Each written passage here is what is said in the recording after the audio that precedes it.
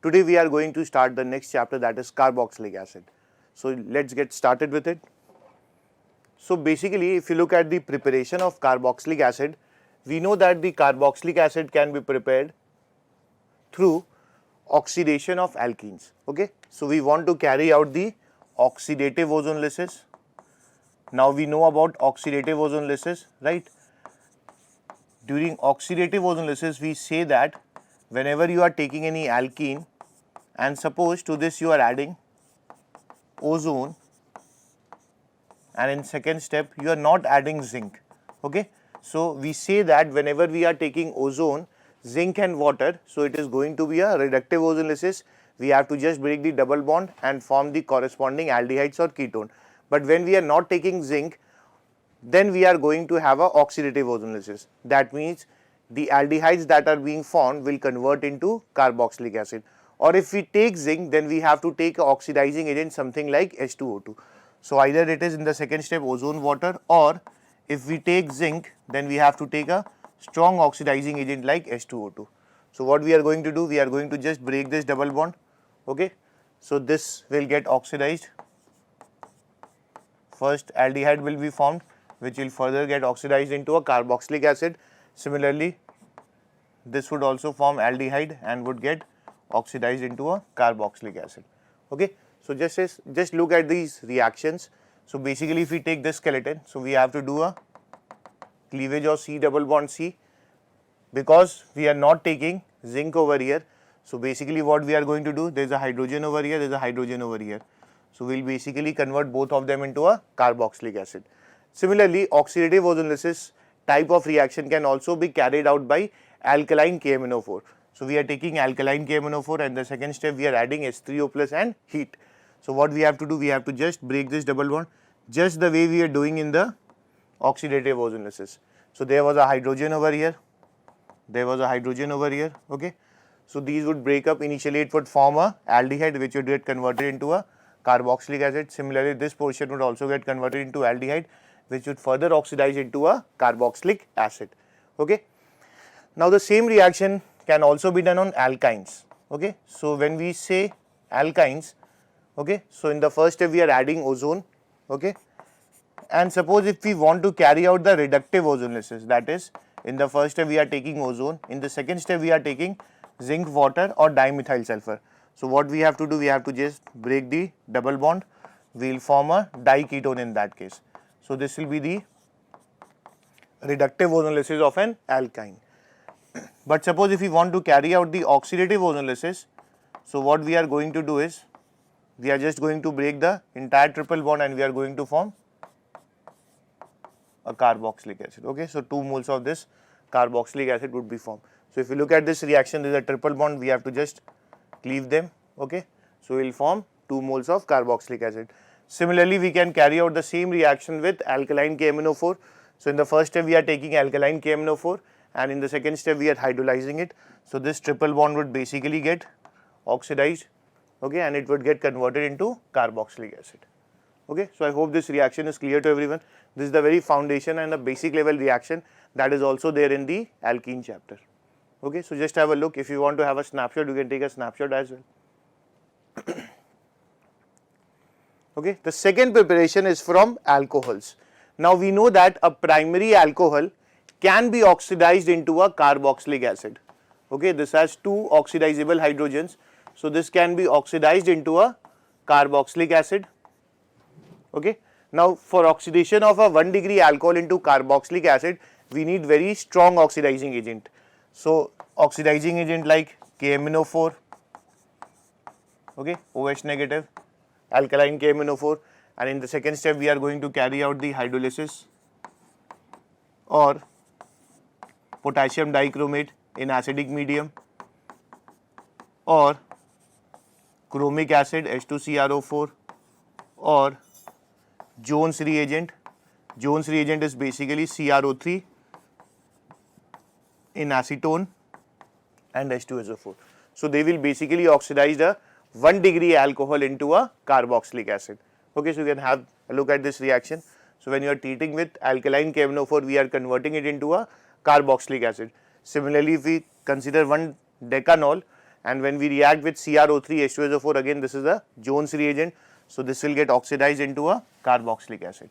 So again a very important reagent for the oxidation of alcohols, which we have already covered in the alcohol chapter. Okay. So a very important point over here is ease of oxidation, right? If we consider a primary alcohol, a secondary alcohol and a tertiary alcohol, okay.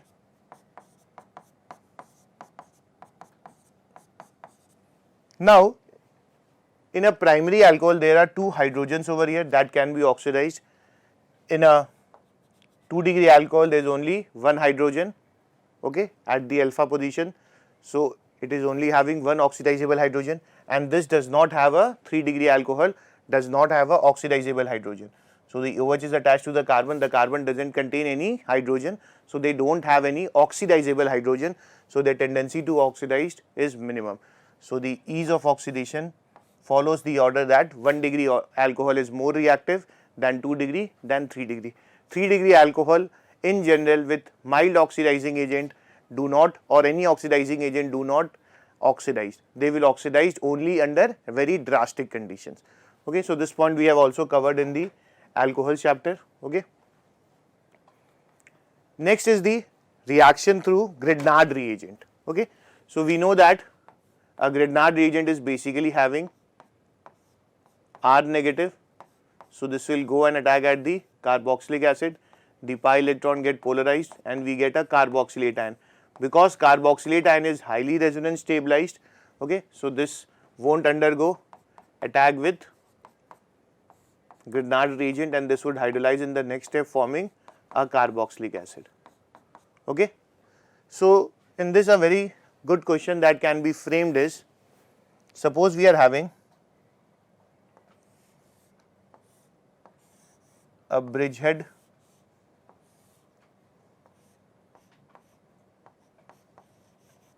Grignard reagent and we are reacting this with CO2. Okay. So this will be negative charge, this will go and attack at the carbonyl group and it will form a carboxylic acid. Okay. Now suppose we are having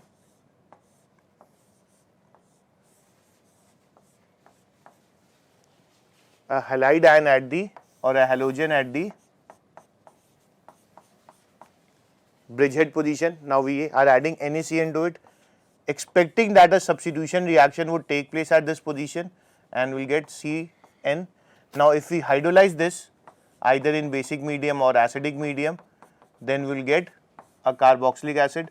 So the question might come over here, which is the better way of synthesizing this carboxylic acid. Okay. So we know that this reaction doesn't have any issues.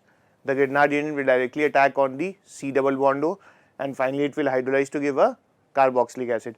But if you look at this reaction, in the first step what we are carrying a substitution reaction. We are replacing X by a Cn negative. Now we know that at bridgehead position substitution reactions are not possible. Okay. So in this substitution reaction won't take place, because at bridgehead position there is a lot of steric hindrance. It cannot also go via SN1 mechanism because the carbocation formed at the bridgehead position is also very unstable. So basically the halogen attached to the bridgehead position cannot undergo substitution reaction and Cn cannot be introduced. So this would be the better way of getting this reaction done. Okay. So I hope this is clear to everyone. You can have a look at this reaction.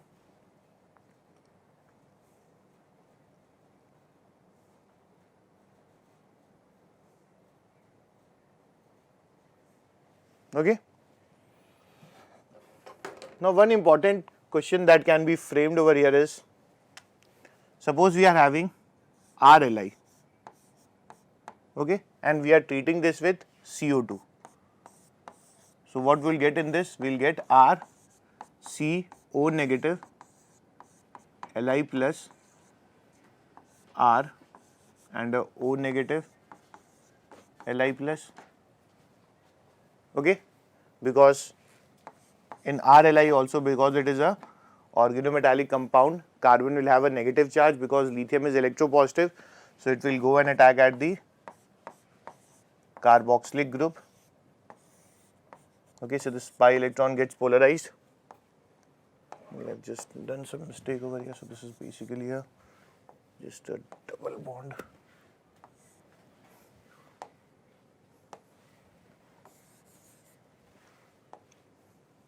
Okay, so this will go and attack at this carbonyl carbon. This pi electron would polarize and would get RCO negative double bond O.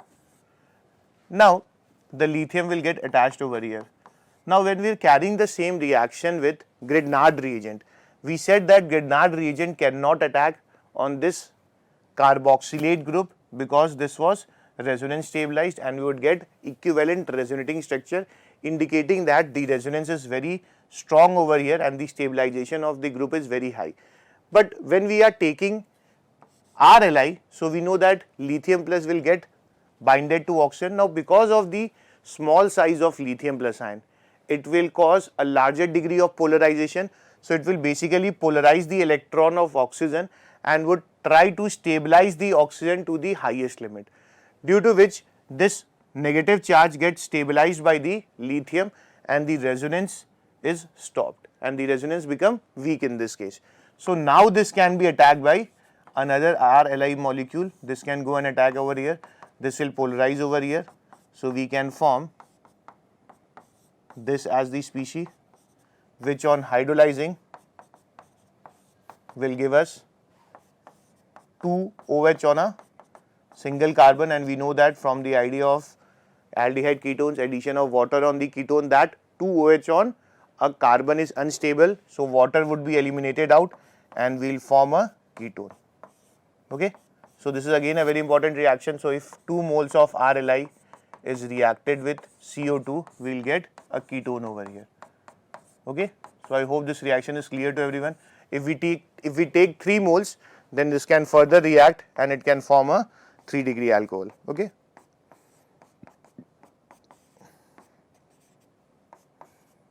Okay, so this is again an important question, but generally this reaction is used to prepare ketones. Same reaction when we are doing with Grignard reagent, RMgX on reaction with CO2 was giving a carboxylate ion that was resonance stabilized, okay, due to which it was hydrolyzing and forming a carboxylic acid. But if we carry the same reaction with RLi, we will end up at a ketone molecule. Okay, so I hope this is clear to everyone. You can have a quick look.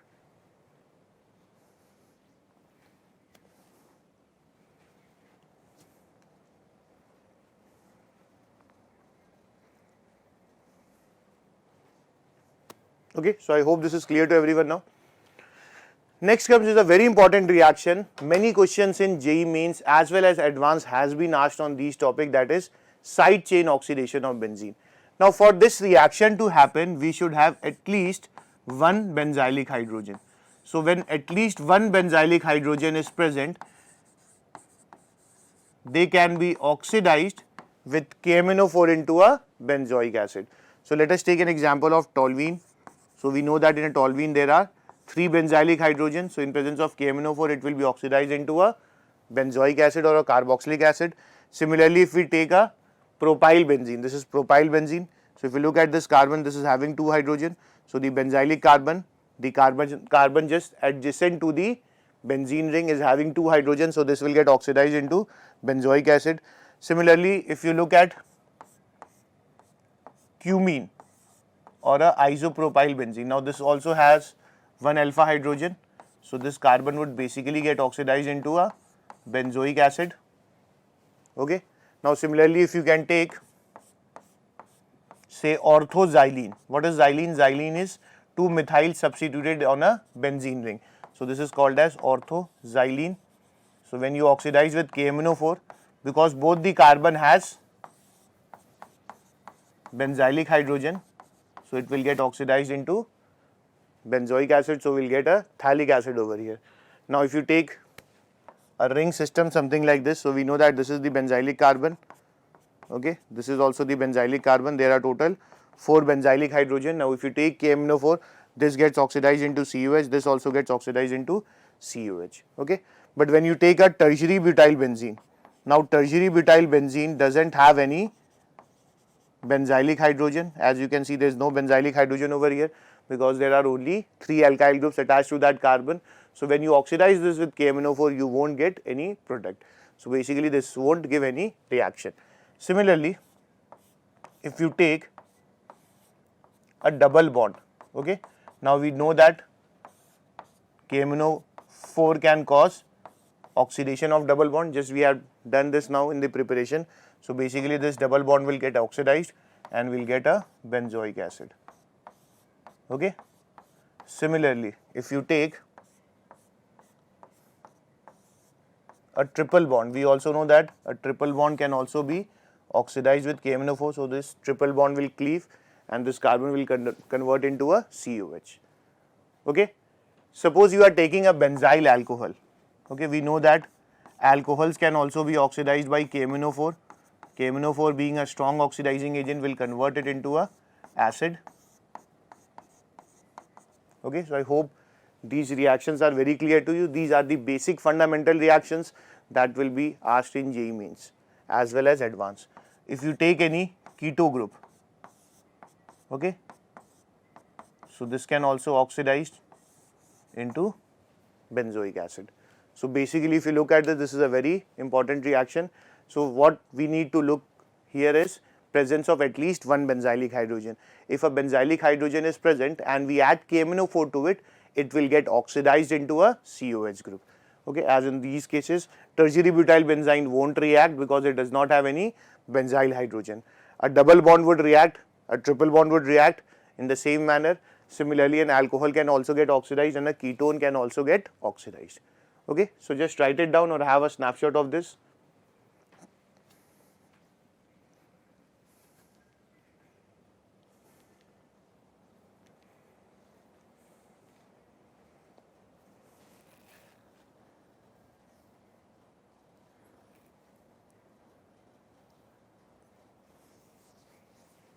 Okay.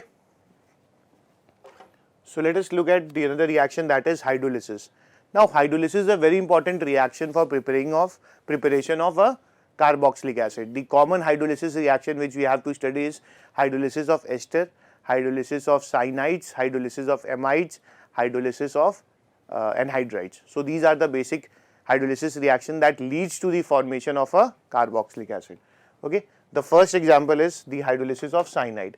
Now when we carry out the hydrolysis in acidic medium, we will get carboxylic acid.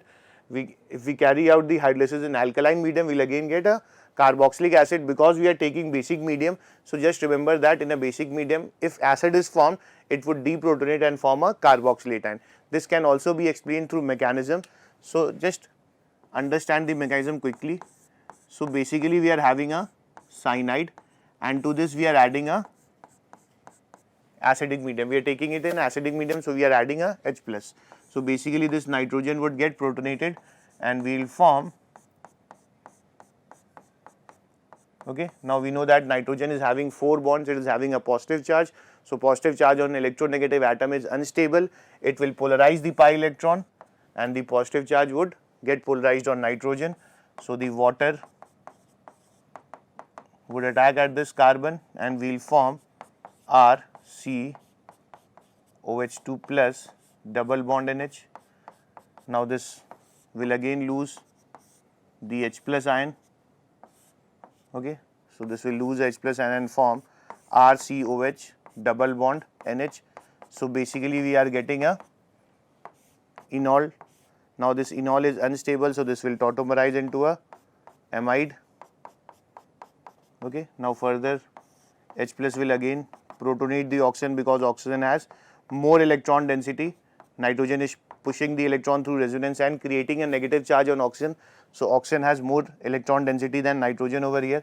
So this gets protonated, we form ROH plus NH2, okay. Then again water would attack, this pi electron would get polarized, water would attack at the carbonyl carbon, we would form RCOH OH2 plus, we are just removing the H, okay. So this oxygen will push the electron and will push out the NH2 negative. So we are going to get RC double bond O H plus double bond O plus NH2 negative, okay. Now this NH2 negative will abstract the H plus from the structure and we are going to form the carboxylic acid. Okay. Now because we have maintaining the acidic medium, so the ammonia formed would get converted into ammonium ion. Similarly, if you look at this mechanism, so OH negative would attack at the carbon, the pi electron would get polarized. So we'll get RCOH double bond N negative. N negative would take water, H plus from the water and form RCOH double bond NH. Then again this would tautomerize into an amide. OH negative would attack at this carbon. So we'll get O negative will push out NH2 negative. So we'll get RC double bond O, OH plus NH2 negative. Okay. Now this NH2 negative will abstract H plus and form ammonia. Okay. So in basic medium we are forming carboxylate ion and ammonia, and in acidic medium we are forming NH4 plus. Okay. So this is a very basic reaction. So I think everyone might be knowing this also. So any nitrile on acidic hydrolysis gives carboxylic acid. So basically the shortcut would be just break the triple bond, okay, convert this into a carboxylic acid and this into a ammonia. In acidic medium you have to convert ammonia into ammonium ion, and when you are considering the basic medium, so again break the triple bond, you convert this into carboxylic acid and nitrogen would form ammonia. Okay. So the next reaction is the hydrolysis of ester. Okay. So if you look at ester, we can do out a basic medium reaction. So we can hydrolyze in basic medium and form a carboxylic acid. Now this carboxylic acid in basic medium would again deprotonate, forming a carboxylate ion, and we will get alcohol as the other product. So basically if you look at the mechanism, so what happens in this is the OH negative attacks at the carbon and we get RCO negative OH OR. Now this O negative pushes out the electron and OR is eliminated, so we will get RC double bond O OH plus RO negative. RO negative being a strong base would abstract a hydrogen from carboxylic acid and will form carboxylate ion plus ROH. Okay. So if you look at this reaction, this is not a equilibrium reaction, because any carboxylic acid formed, because we are taking basic medium, in basic medium the carboxylic acid form would react with NaOH because of acid base reaction, and the concentration of carboxylic acid in that reaction would decrease, leading the reaction to the forward direction according to Lee-Chatelier principle. Okay. So basically alkaline medium hydrolysis or a basic medium hydrolysis is not reversible. So basically we get a carboxylate ion. Now we will carry out a workup of this. Through workup we can form carboxylic acid. Now when we are doing the workup, again the concentration of carboxylate ion is decreasing, okay, due to which this reaction will come in the forward direction, hence equilibrium won't be established over here. Okay. So we get carboxylic acid in the basic medium. This reaction is also called as saponification reaction if R group is very large. If we are taking a very big R group, so that will become a fatty, so that will become a sodium salt of fatty acid, because if R is very group we call that as a fatty acid. Okay. So basically we are going to form a sodium salt of that fatty acid, which is also a salt, which is also a soap. That's why this reaction is also called as a saponification reaction. Okay. So the basic hydrolysis of ester gives us the carboxylate ion, which on hydrolysis will produce carboxylic acid. If this R group is very big, then we will get this carboxylate salt, which is a sodium salt of fatty acid. Okay. That is called as a soap. So this reaction is also called as saponification reaction. Okay. Now if you look at the acidic hydrolysis, so acidic hydrolysis is basically,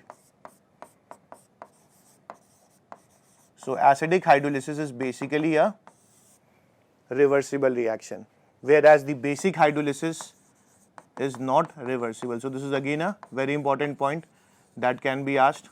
Okay. So if I look at this, if suppose we take any ester, to this we are adding a H plus ion. Now this is a reversible reaction. So H plus would protonate the oxygen this oxygen has more electron density because oxygen is releasing the electron through resonance. Okay. Now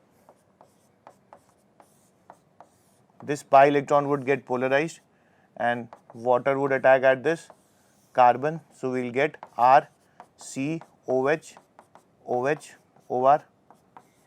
Okay. Then again H plus would protonate.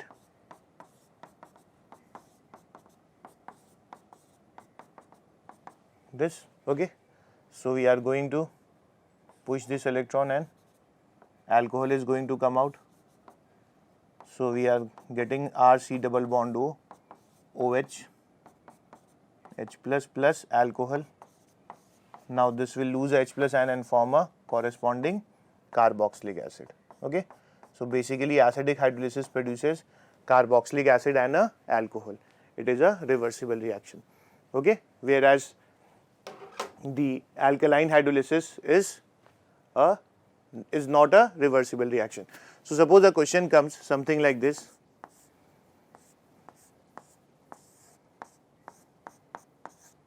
Suppose we are having any group attached to it. Suppose we are having a NO2 group attached over here.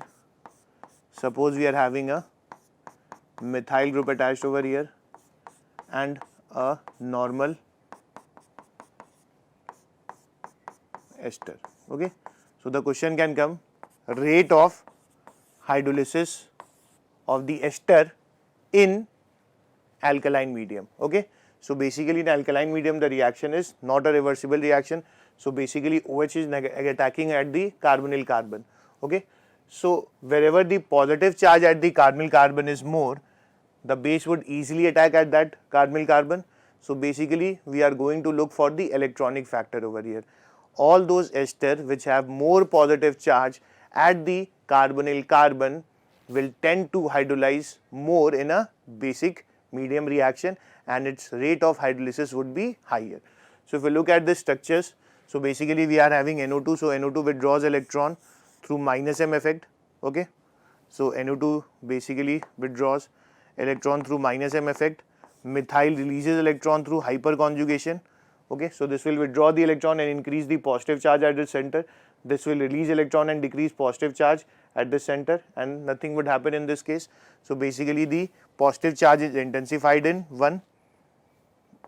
It does not change in 3 where it decreases in 2. So the rate of hydrolysis would be this. So again a very important question in terms of JEE Mains as well as JEE Advanced. So okay, I hope this is clear to everyone. So this is basically the hydrolysis of esters.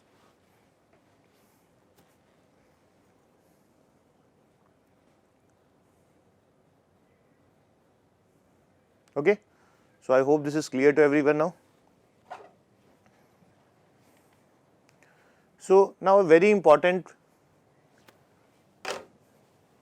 concept that I wanted to discuss over here is hydrolysis of, if we carry out the hydrolysis of amides. Now we know that amides is having this as the structure. Okay.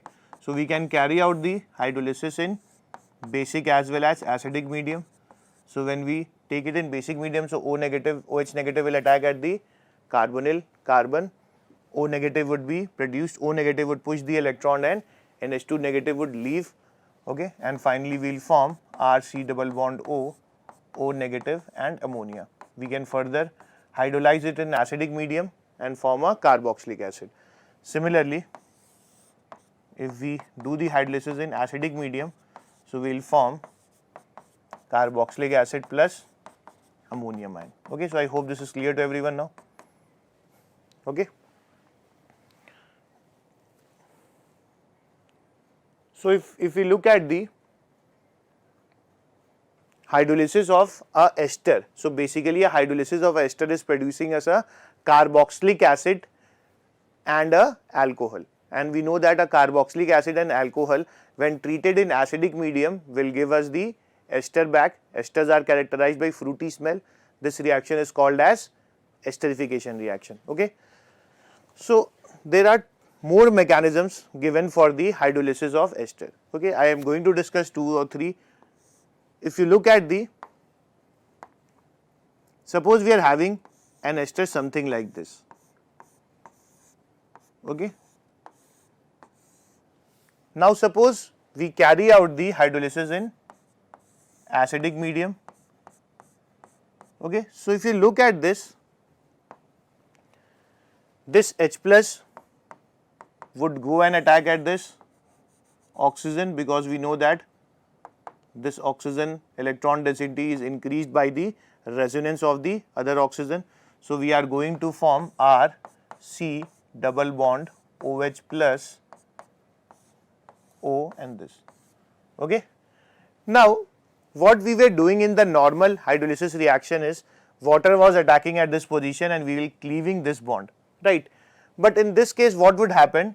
This pi electron would polarize at the oxygen, creating a positive charge at this carbon, and now these sigma electrons will shift to this bond so that the deficiency of carbon is completed. Okay, so we are going to form our C double bond O, RCOH double bond O plus a carbocation over here, a 3-degree carbocation over here. Okay, I hope this mechanism is clear to everyone. So basically we say that this is we are cleaving, if we can give a terminology to these bonds, this is basically a oxygen and a carbon bond. So we can say this is a Al bond, that is alkyl bond. Okay, the oxygen is bonded to a alkyl group. This carbon is binded to oxygen, so this is basically a acyl group. So we can say this is a acyl group. Okay, so in this reaction what is happening? We are breaking alkyl bond, Al bond we are breaking, right?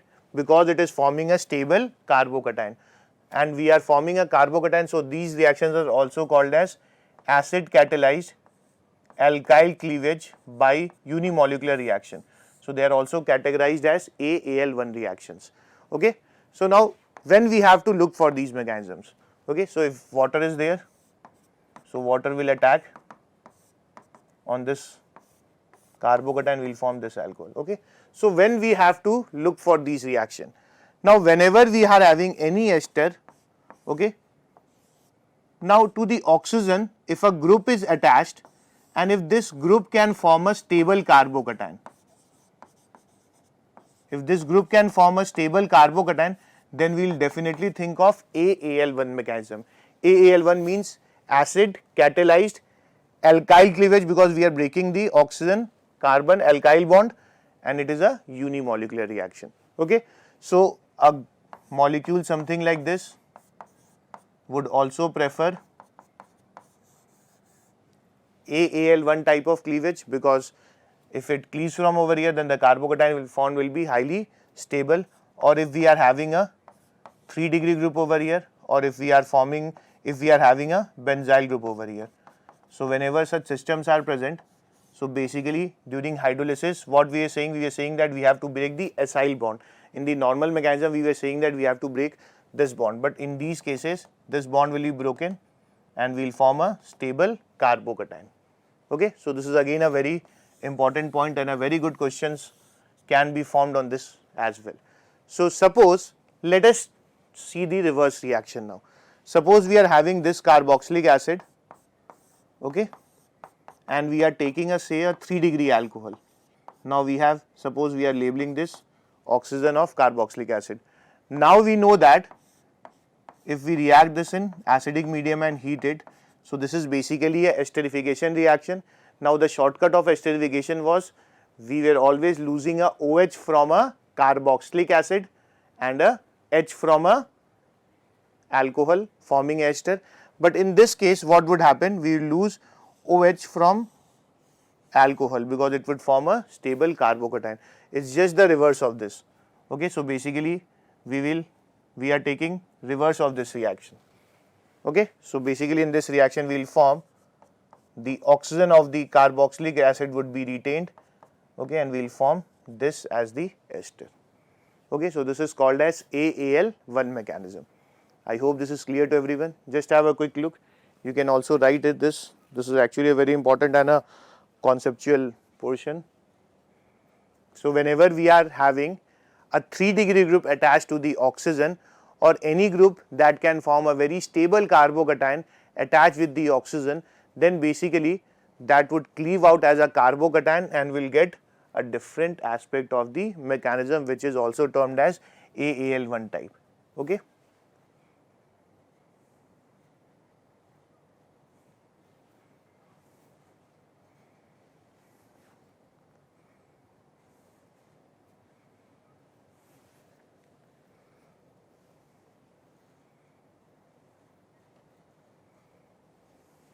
I hope you have written this or taken a snapshot. Now there is one more mechanism which we can talk about over here. Is suppose we are having a ester something like this, okay, and we are hydrolyzing this in acidic medium. Okay. Now what would happen over here is this oxygen gets protonated, okay, we get something like this, okay, and this Me goes out, this OMe goes out as the leaving group and we form a acyl carbocation. Okay. Now again, how I am predicting this mechanism? So basically we form a acyl carbocation are resonance stabilized, then we can carry out the hydrolysis. So basically this would go and attack over there and form a, this is also called as mesitoic acid. Okay. So you don't need to remember the mechanism or the name of these compounds. Okay. So exactly what is happening over here is, now when we are taking a sterically bulky group attached to the carbonyl carbon. Okay. So I am saying that whenever a bulky group is attached with oxygen, then that would go under AAL1 mechanism, okay, where the oxygen alkyl bond will cleave and will form a carbocation. But when the group attached to the carbonyl carbon is a bulky group, so basically what would happen if you add H plus over here, okay, you will form a oxonium ion. Now this pi electron get polarized and water can attack at this position. Now when water attacks at this position, we know that there are already bigger groups attached to the carbonyl group, so it would face a lot of repulsion. So because of this large group, water cannot attack easily over here because it is facing a steric repulsion. So in this cases, in such cases, this oxygen would be protonated and this would come out and form a acylene cation. Now this will become less sterically hindered. Now water can attack easily on it because this becomes a sp hybridized carbon.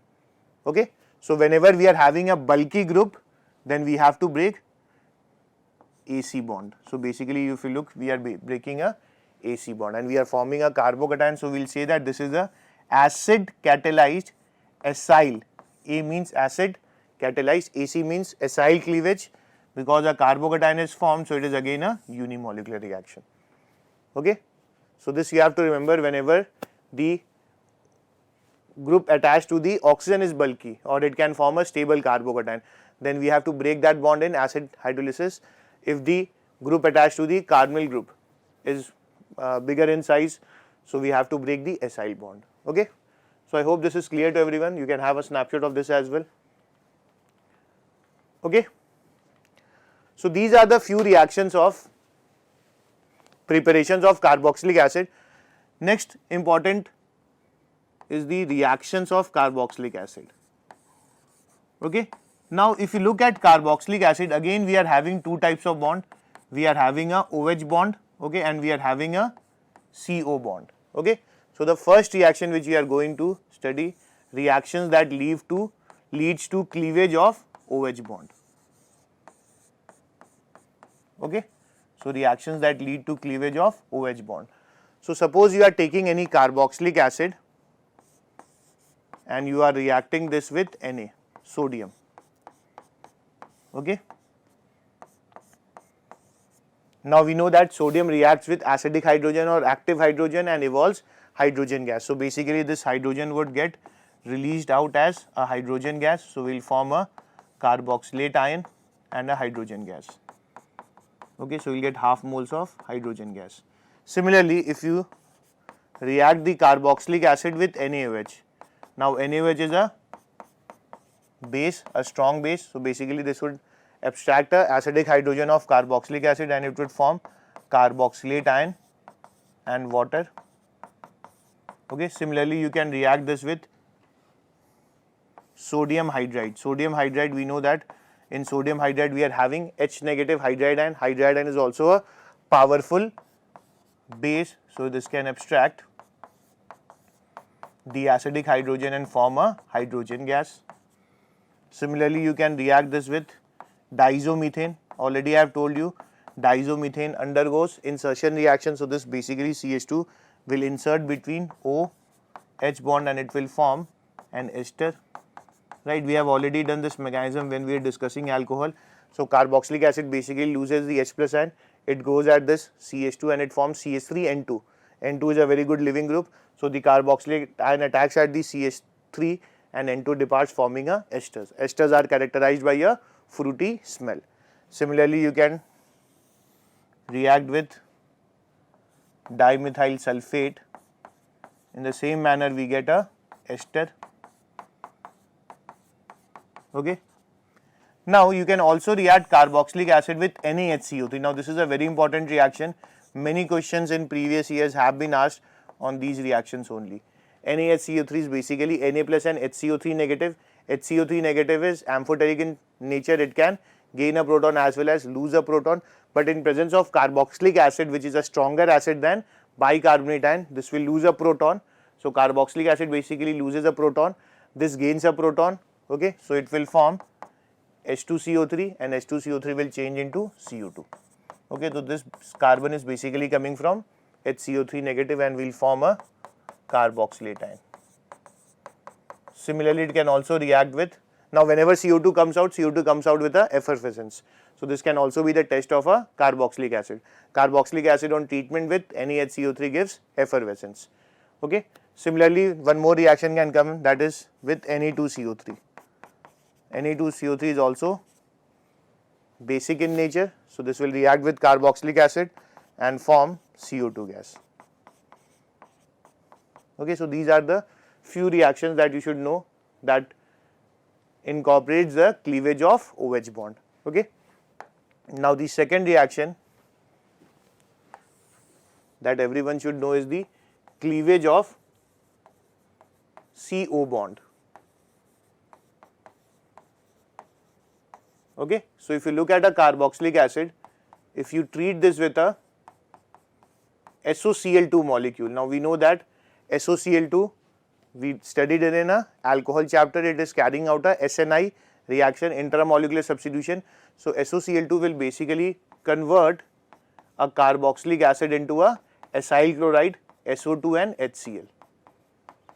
Similarly, if you react a carboxylic acid with PCl5, now I have already told this, you should remember this as a shortcut. PCl5 always breaks into PCl3, Cl and Cl. PCl3 always picks up the oxygen, so it forms POCl3. Okay, Cl will pick up the hydrogen, it will form HCl and will form a acyl chloride. Okay. Similarly, if we react this with PX3 or suppose PCl3, so will form same RCOCl plus S3PO3. So these reactions we have covered in the substitution reaction chapter. Okay. With alcohols, SOCl2 leads to retention of configuration. In presence of pyridine, it is called as Darzin's reaction. It leads to inversion of configuration. Alcohol with PCl5 is an SN2 reaction, so it causes the inversion of configuration at the carbon. Similarly, reaction with PX3 is also SN2 mechanism. So reaction of alcohol with PX3 causes the inversion of configuration at the stereoactive carbon. Okay. Similarly, you can carry the same reaction in presence of oxalyl chloride. Oxalyl chloride basically converts carboxylic acid into a acyl chloride and it forms CO2 plus CO plus HCl. Okay, so I hope these are clear to everyone now. Okay, so you can have a look. So these are the basic reaction, cleavage of OH and cleavage of CO bond. Okay, you can take a snapshot or you can write this as well.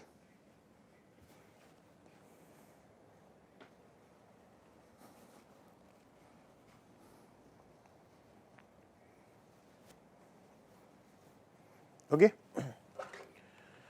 So let's come to the important reactions of carboxylic acid. See, in carboxylic acid there are 3 or 4 very important reactions that are incorporated in JEE Mains as well as advanced paper, and that can come in any sequence also.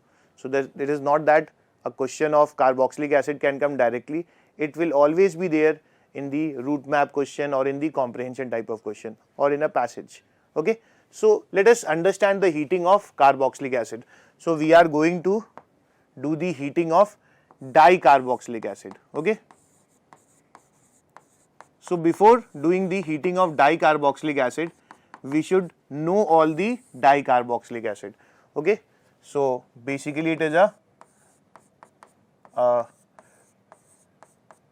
2-carbon dicarboxylic acid is called as oxalic acid. Okay.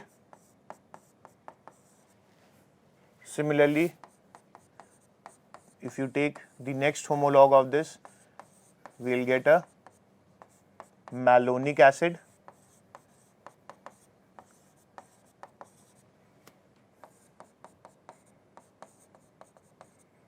This will give us the, this is called as, the next homologue is called as the succinic acid.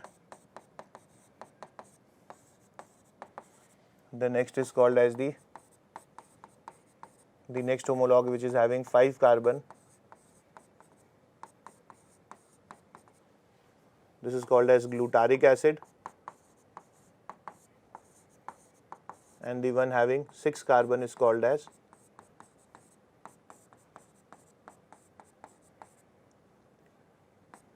adipic acid.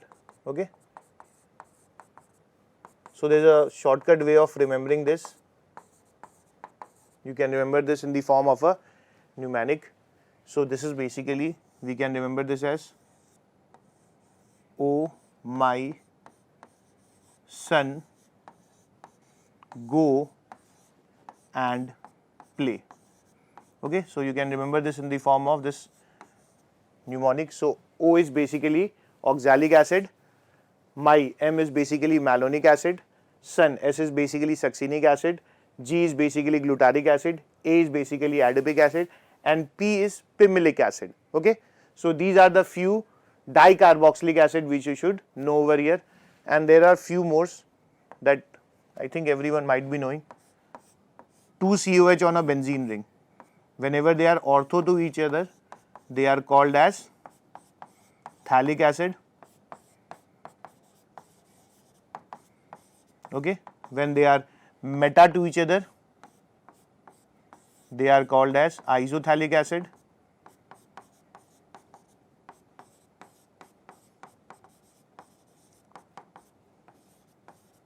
When they are para to each other, they are called as terephthalic acid.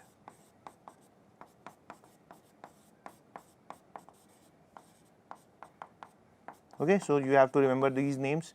Similarly, we are having malic acid. Okay, malic acid is basically a cis form and a fumaric acid. Okay, so these are the few dicarboxylic acid which you should know over here. Okay, so these are directly used in the question. So this is called as fumaric acid. Okay, so I hope everyone might be knowing these structures. So now let us come to the heating of dicarboxylic acid. Okay, so we basically classify the heating as heating of 1,2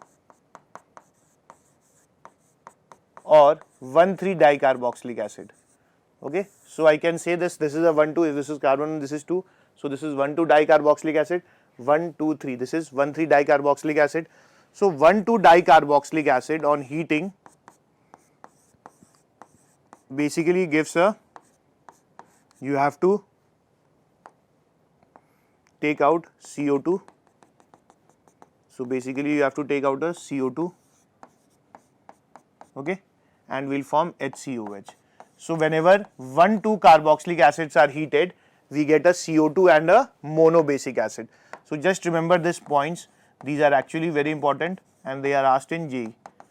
So we form, on heating a 1,2 or a 1,3 dicarboxylic acid, we'll always form a CO2 and a monobasic acid. Now this can further, on further heating, this can change into CO2 and CO plus water, sorry, this can change into CO plus water. So when you are heating oxalic acid, we'll get CO2, CO and water. So this is a very important reaction. Oxalic acid on heating gives CO2, CO and water, or oxalic acid on treatment H2SO4, which is a dehydrating agent, also give us CO2 plus CO plus water. Similarly, if we do the same for the 1,3 dicarboxylic acid, okay, so if you take a 1,3 dicarboxylic acid and you heat it, so basically we know that 1,2 and 1,3 on heating will give us CO2 and a monobasic acid. So we have to take out CO2. So when we take out CO2, we are left with, this hydrogen goes and attach over here, we get acetic acid plus CO2. Okay, now this won't undergo decomposition on heating, whereas formic acid on heating gives CO plus water. Okay, so this is the first thing which you should know over here. The second is heating of 1,3, 1,4 or 1,5 dicarboxylic acid. So the example of 1,4 would be succinic acid, 1, 2, 3, 4 carbon. Okay, the example of 1,4 would be phthalic acid, 1, 2, 3, 4. So basically they are 1,4 to each other. Similarly, 1,4 example would be 1, 2, 3, 4 malic acid. 1,4 example would be 1, 2, 3, 4. Okay, fumaric acid. 1,5 example would be 1, 2, 3, 4, 5. So glutaric acid is the example of 1,5 dicarboxylic acid. So when you heat them, basically you have to eliminate water and we will form a anhydride. Okay. So when you heat a succinic acid, okay, so I am just quickly writing these now. So when you heat, you just have to eliminate water. So we are going to form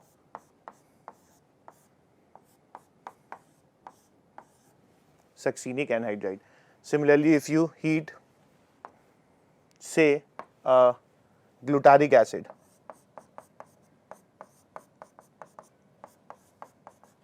okay, so when you heat glutaric acid, you have to just take out the water from there.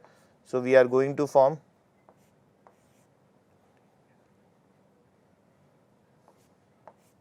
glutaric anhydride. Okay, so I hope this is clear to everyone. Now when you heat phthalic acid, okay, phthalic acid on heating will give us phthalic anhydride. Okay, so just you have to remove water again.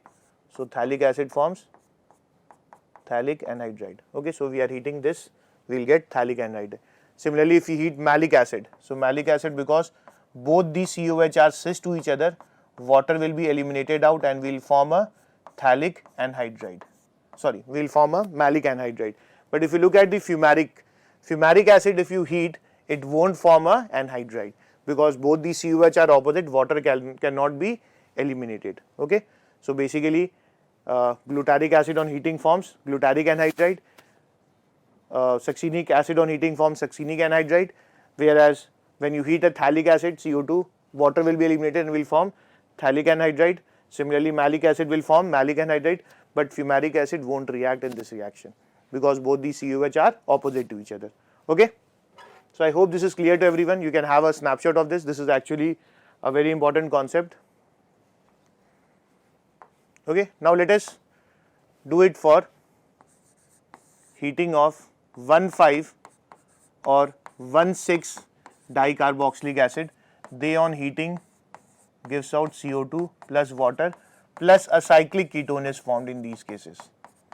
Okay, so the common example would be adipic acid. So basically adipic acid was this.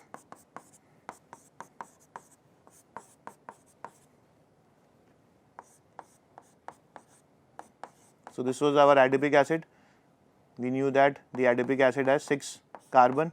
So this is 1, 2, 3, 4, 5, 6. So this is basically 1, 6. So 1, 6 or further would give CO2, water and cyclic ketone. So remember 1, 2, 1, 3 would always lose a CO2 and form a monobasic acid. In case of oxalic acid, HCOH is formed, which further dissociates into CO and water. Whereas 1, 4 and 1, 5 on heating will always form a anhydride. 1, 6 or any 1, 7, 1, 8 dicarboxylic acid on heating will lose CO2. So basically look at this. So we have to lose a CO2 and a water. Okay. So this will get joined over here. So we'll get a 5-membered cyclic ketone. Okay. So this is a very important reaction which you should know over here. Okay. So the question can come which will give CO2 on heating. We know that beta keto acids or beta gamma unsaturated acids always on heating gives CO2, and 1, 3, 1, 4, 1, 6 or further dicarboxylic acids also give CO2 on heating. Okay. So I hope this is clear to everyone now. Next was decarboxylation. We have already done this, so just I am going to brief it now. If anyone is watching this lecture for the first time or has missed the alkanes chapter, though you can go back in the catch-up videos and you can see the alkane chapter. We have discussed in details about the decarboxylation reaction. So in decarboxylation reaction, what we can do is we take any carboxylic acid and we heat in presence of lime. Lime is basically the mixture of NaOH and calcium oxide in the ratio 2:1. Calcium oxide is kept there to make NaOH, to absorb water from NaOH and to keep it dry. On heating we will get a alkane and CO2 gas is evolved out. Now we say that generally it is going through a carbanion mechanism. So if we quickly look at this, we will say that when you heat this with a lime, okay, so we are getting RH and CO2. So in this we generally say that the carboxylate ion is formed, okay, and this pushes the electron and we generally form a carbanion which reacts with water and forms a alkane. Okay, we have done this. So in case you have any doubt, you can go back to the lectures in the catch-up video at Yup Master app. Okay. So what is happening over here, because a carbanion is formed, if electron withdrawing groups are attached to this carbon, then that would stabilize this carbanion and would make the rate of decarboxylation faster. So we say that any beta keto acid, okay, so beta keto acid just decarboxylates on normal heating. So suppose this is the case, so COH alpha beta, so this is a beta keto acid, you just have to heat it, you don't have to take lime also. So this will basically lose a CO2 molecule and form this. Okay. Similarly, if we are having a beta gamma unsaturation, this is alpha beta, beta gamma unsaturation. So when we heat it, okay, so suppose you are labeling this carbon, so when you heat it we get this as the product, okay, CO2 is eliminated out. So any electron withdrawing group attached to the carbanion will stabilize the carbanion and would cause the decarboxylation reaction to occur faster. Okay. So we have discussed this in detail in alkanes chapter. This is actually a very important portion. If you have missed this lecture, you can go back to the alkanes and revise it from there. Okay. So this reaction basically follows a cyclic transition state. So a complete carbanion type structures are not formed in beta keto acids and beta gamma unsaturated acids. Okay. So I hope you remember these reactions when we are doing alkanes. If not, then please go and revise in the Yup Master app, because this is actually a very important segment in this chapter. Okay. Now next comes is heating of hydroxy acids. Again a very important reaction. So suppose if we take a alpha hydroxy carboxylic acid. Okay. So suppose we take a alpha hydroxy carboxylic acid. Okay. So whenever we are heating alpha hydroxy carboxylic acid, COH, this is alpha carbon, so alpha carbon is attached to a OH, so this is basically a alpha hydroxy carboxylic acid. Now whenever you are heating alpha carboxylic acid, you just have to remember to take 2 moles of the acid, okay, and when we are heating, you have to eliminate water. So just like in the esterification reaction, carboxylic acid loses the carboxylic acid loses the OH and alcohol loses the H. So in this case we are going to form RCH, C double bond O, O, O, C double bond O, CHR. Okay. So if you look at this, question can come, how many isomers are, how many products are possible. Now because it is a cyclic ring, so these two R groups can either be syn to each other, cis to each other, or anti or trans to each other. So when they are syn to each other, that means both the R group in the same plane. Obviously the molecule does not have any plane of symmetry, so this will have two isomers. And when they are anti to each other, one R is coming outside, one R is going inside, so that will have a center of symmetry, so it will become optically inactive, so we'll get three isomers over here. Okay.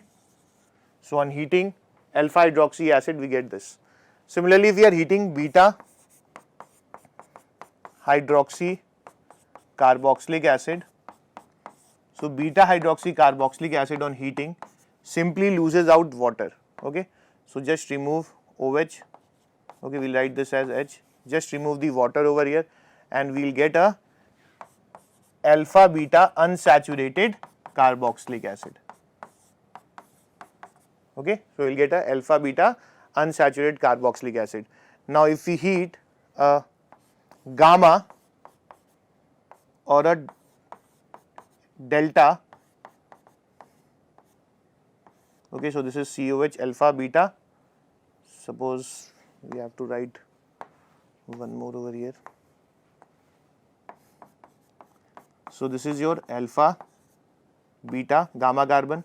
So gamma, delta or beyond that on heating undergoes intramolecular removal of water. Okay, so you have to remember these points. So you have to remove OH from here and H from here. So basically it will form a cyclic ester.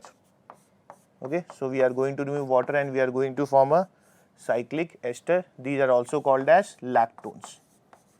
Okay, so because it is formed from a gamma, so we can write this as a gamma lactone or a delta lactone.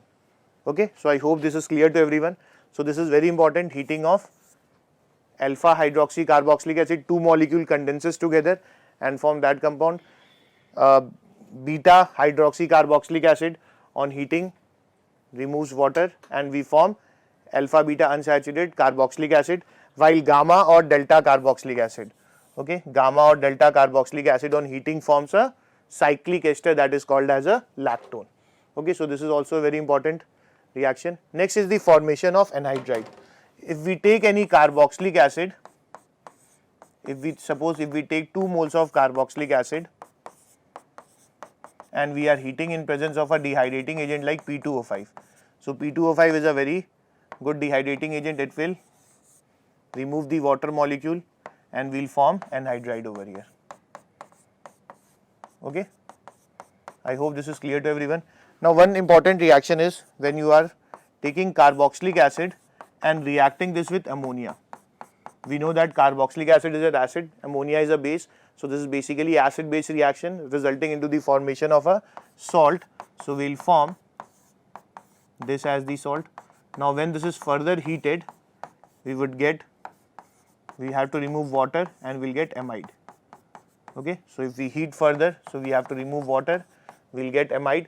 Now if we react again with P2O5 or P4O10, this will again remove water and will form RC triple bond N.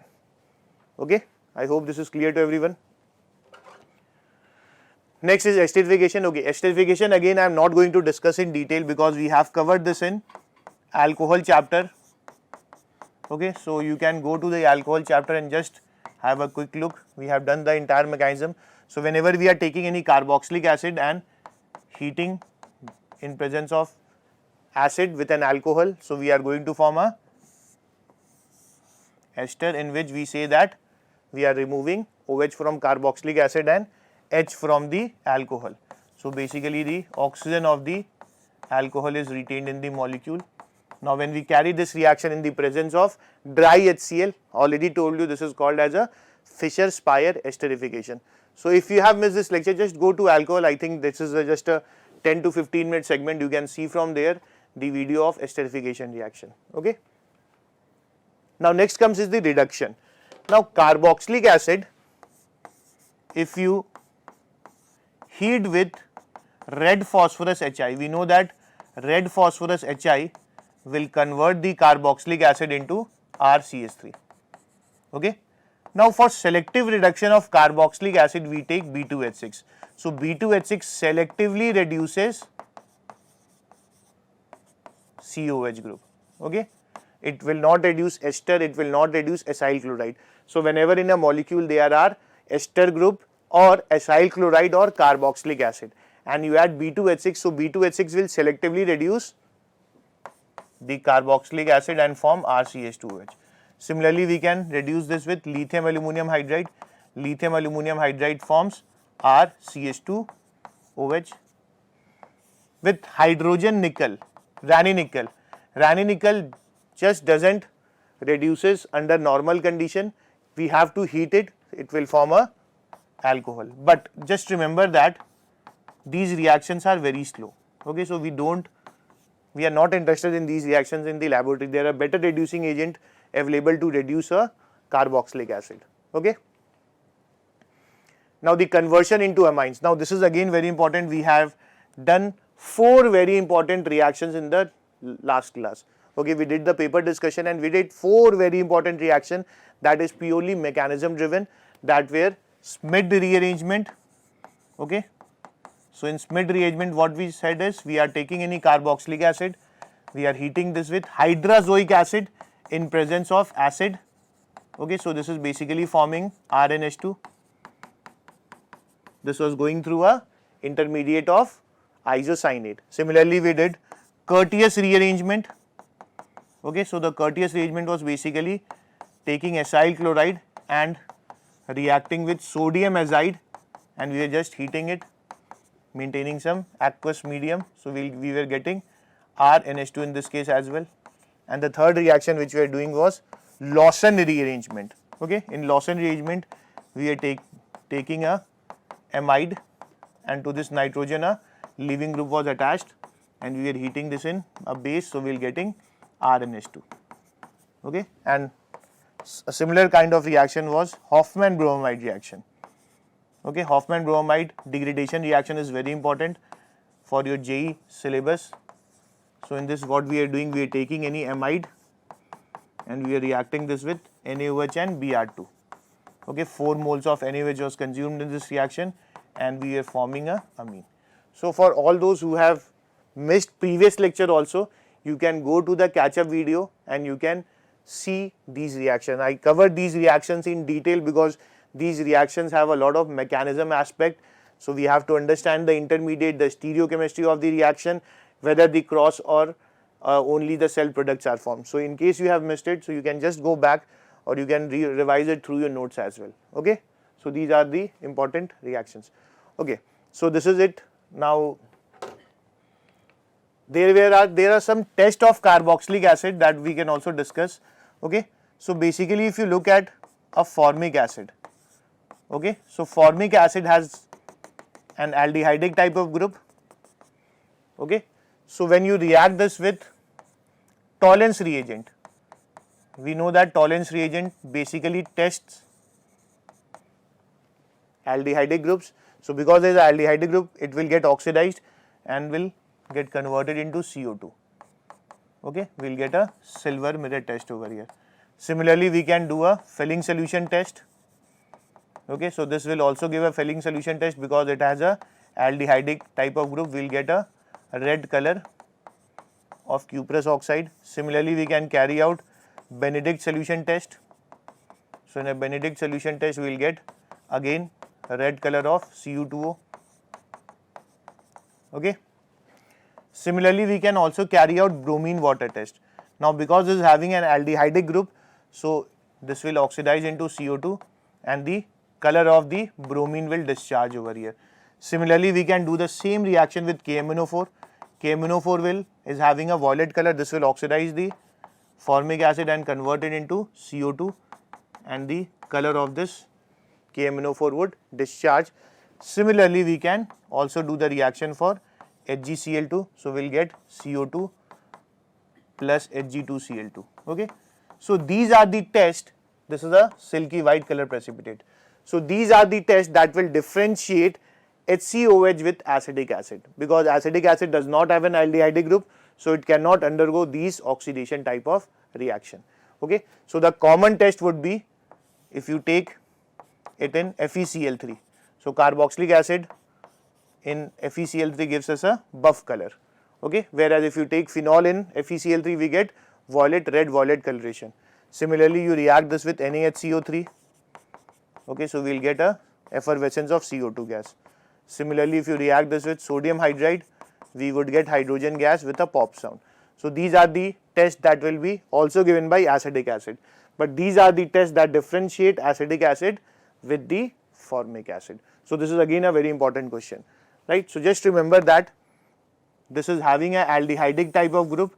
So basically it can show the oxidation reactions of aldehyde. So Tollens reagent will oxidize it into carbonic acid, will convert back into CO2. Fehling solution again oxidizes aldehyde into CO2. Bendick solution also oxidizes in CO2. Similarly, bromine water is also oxidizing agent. It will oxidize this into carbonic acid, will get CO2. KMnO4 will oxidize aldehyde into again CO2. HgCl2 will oxidize and get reduced into Hg2Cl2. So this is basically white in color. Okay. So these are the tests that will differentiate formic acid with acetic acid. Now the common test of formic acid and acetic acid would be, or any carboxylic acid would be this. You react it in FeCl3, will get a buff color solution.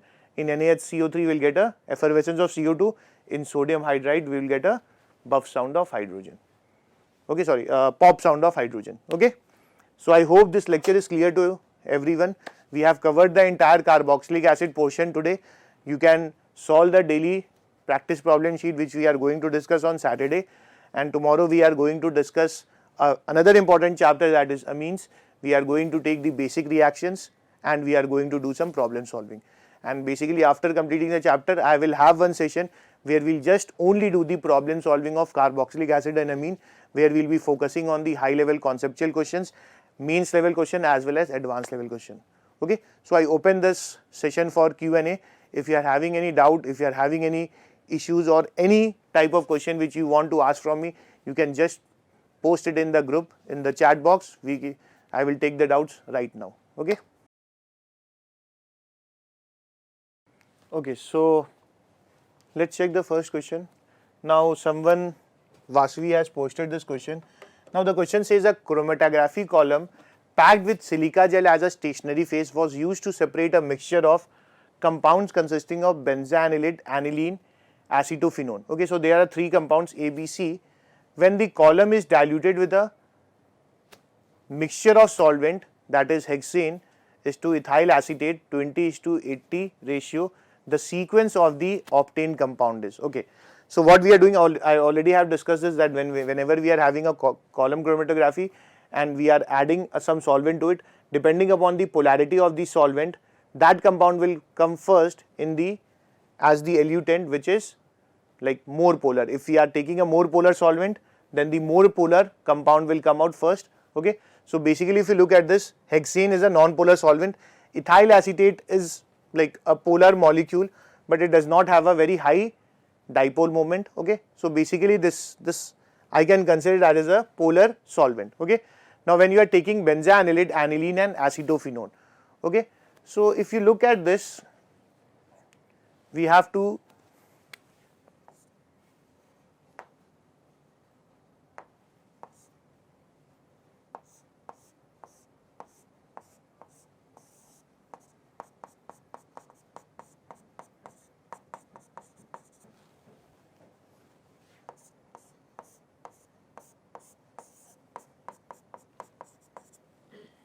and we are having acetophenone. Okay.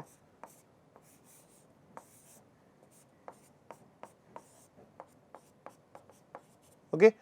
So if we look at this molecule,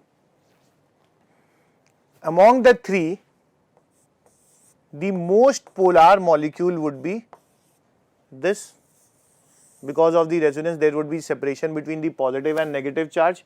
So this would be the, this would have the most dipole moment. So this is most polar. So the first compound that should come out is A. Okay. So basically the question, the sequence of the compound. So the first compound that is coming out is A. It will be followed by C and it will be followed by B, because B will be the least polar. Okay. So I hope this is the answer which you were looking for. Okay. So I think it is not getting scored on, but this is the answer. Okay. I hope this is clear to everyone.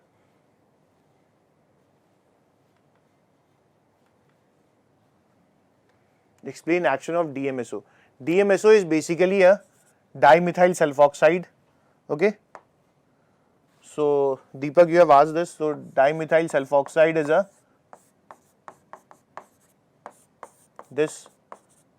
Okay. So basically if you consider this, this is a polar molecule, but because hydrogen is not connected to electronegative atom, so this is basically a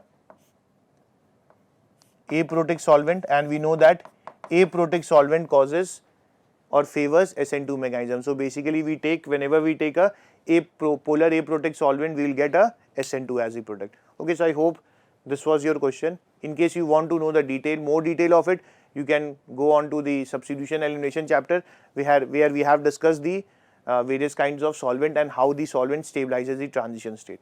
Okay. Okay, so Ritik, I don't know which question you are asking. So I think you are asking all I. So let's consider the sixth question. You are asking that how we'll convert to butanone. Okay, so this is basically 2-butanone into propanoic acid. Okay, so propanoic acid is this. Okay, so we know that we have to carry out a haloform reaction over here because this is a methyl ketone. Okay, so the methyl ketone will, on reaction with NaOH will form plus CHX3.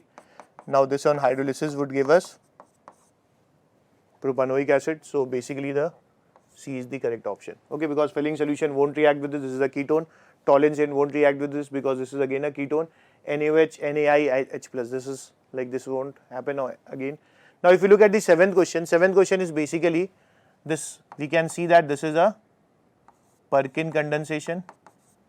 Okay. Now in a Perkin condensation, we replace CHO with a double bond CH-COH. So basically we are forming a cinnamic acid type of system. So in that case we know that for a Perkin reaction, okay, we take anhydride, acidic anhydride, okay, and to this we add acetate ion. Acetate ion removes the H plus, it goes and attack over here, cyclic transition ring is formed and that eliminates out CO2 and we get the cinnamic acid type of product. So this also we have covered in the aldehyde ketones chapter. The next question is the mixture of benzaldehyde and formaldehyde. So I am basically having a benzaldehyde, okay, and we are having a formaldehyde. We are taking it in aqueous solution because both of them does not have, okay, both of them does not have alpha hydrogen. So this is basically a Cannizzaro reaction and we know that oxidation of HCHO takes place. So basically reduction of benzaldehyde would take place and oxidation of HCHO would take place. So we'll form benzyl alcohol and sodium formate. So A would be the answer. Okay, so I hope these three were your doubts. I assume that, I don't know what exactly was your doubt. So this is basically a Perkin condensation, this is haloform and this is Cannizzaro. Okay, so all of them are very important named reactions.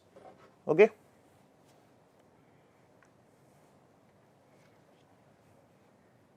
Explain action of MnO2 with alcohols and phenols. Okay, Shravan, you have asked this question that what is the action of MnO2? Now MnO2 selectively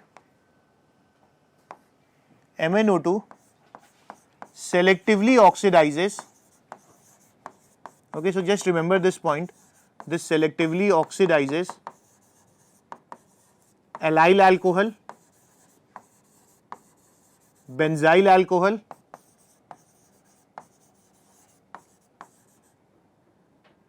Okay, so this selectively oxidizes allyl alcohol, benzyl alcohol and propylylic alcohol. Okay, so let me give an example for better understanding. So suppose we are taking an allyl alcohol. We know that allyl carbon is the carbon which is just adjacent to the double bond. So when you react this with MnO2, so this is basically a 1 degree alcohol. So 1 degree alcohol is basically oxidized into a aldehyde. Okay, so this will get oxidized into aldehyde.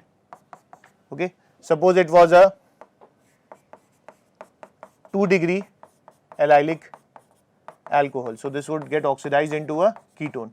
So treat MnO2 as a mild oxidizing agent and it will oxidize only allyl, benzyl and propylylic alcohol. So benzyl alcohol is basically, this is a benzyl alcohol. So if you add MnO2 to this, so it will basically convert it into benzaldehyde. Okay, and if you take a propylylic alcohol, so propylylic alcohol is basically, propylylic carbon is basically the carbon adjacent to triple bond. So when you react this with MnO2, so this will again oxidize 1 degree into a aldehyde. Okay, so this selectively oxidizes allyl, benzyl and propylylic alcohol. So suppose we are having an example something like this. Okay, so this, I think this will make you understand in a much better manner. So suppose we are having this alcohol.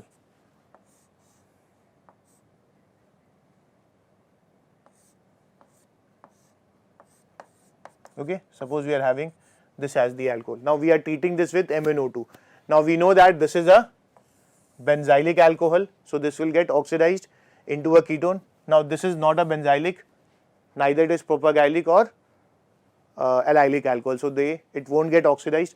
Now this OH is again allylic, so when you oxidize with this with MnO2, so these two will get oxidized. Okay, so this will form a ketone and similarly this would also form a ketone and this would remain unaffected. Okay, so this is basically used to oxidize allyl, benzyl and propylylic alcohol. Rest other alcohols it does not oxidize. It does not have any action on phenol as well. Okay, so I hope this is what you wanted to ask. Okay, so you have to remember this point, it will oxidize only allyl, benzyl and propylylic alcohol. Treat it as a mild oxidizing agent, 1 degree alcohol into aldehyde, 2 degree alcohol into a ketone. It won't affect any other alcoholic system. Okay, and it also does not react with phenol. Okay, so is there any more doubts that you wanted to ask? Okay, so I hope this is it for today and I don't think there are any more doubts now. So I hope these sessions are interesting and you are able to revise the chapters quickly and properly with us, and in case you want to do any further solving, you can just solve the previous year papers, previous year JEE Mains as well as advanced paper. That will help you in understanding what JEE is exactly asking. So we have uploaded the daily practice problem sheet for today. You can solve that daily practice problem sheet. We'll catch tomorrow for some more interesting session. Tomorrow we are going to start with amines. Okay, so this is it students, signing off for now. I hope you have a good day.